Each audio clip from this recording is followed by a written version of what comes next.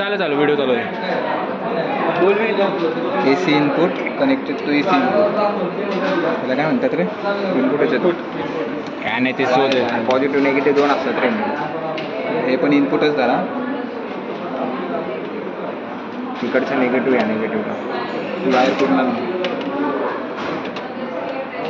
Negative DC निगेटिव्हला ह्याच ना. हां, पॉझिटिव्हने R किंवा RN लोड.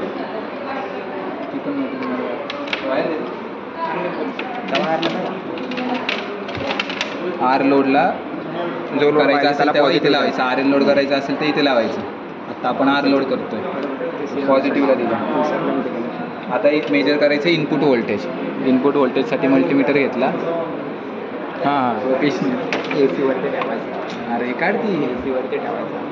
हां, मल्टीमीटर AC वरती ठेवला. Because our input is AC. एक काढ नाही मध्ये पकड आपण आलो. Because our input is AC सांग आणि आउटपुट DC. आता हे कुठे लावायचं रे? इथे ना. इनपुट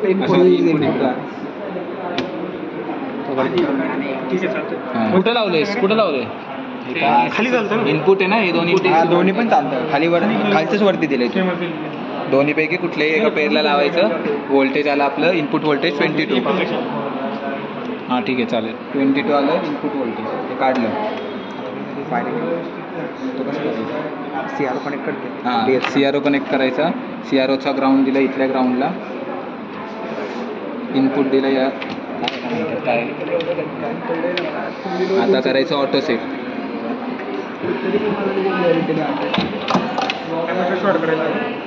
ॲमीटर शॉर्ट करायचा.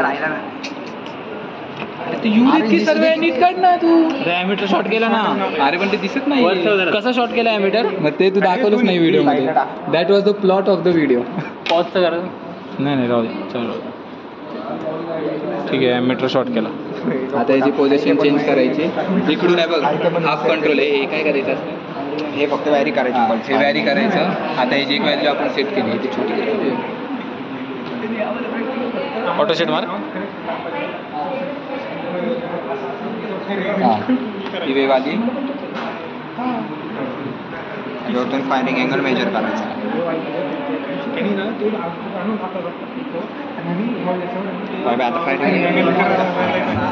आता फायरिंग अँगल सांगतो. हे बघ, ही जी सायकल असते आपलं जे ऑफ सायकल आहे, ह्याला ऑफच म्हणतात तरी सायकल काय आहे.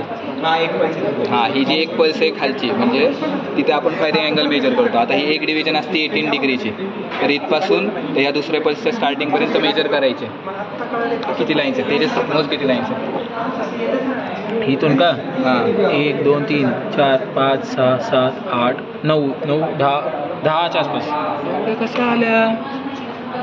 1 2 3 4 5 6 7 8. अच्छा 8. ते फक्त एंडिंग पर्यंत. मग 8 × 18 करायचं. हा झाला आपला पहिला फायरिंग अँगल. 180.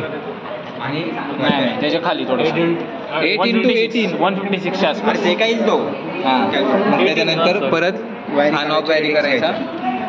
अजून वॅरी झालं त्याची पोझिशन निगेटिव्हला जाऊ दे आणि ते कॅल्क्युलेशन सांगतात. म्हणजे हे सांगते फायरिंग अँगल सांगितलं. काय लाईनी मोज ना. इथून मोजायला चालू करायचे ना. 1 2 3 4 5 6 म्हणजे 18 × 6.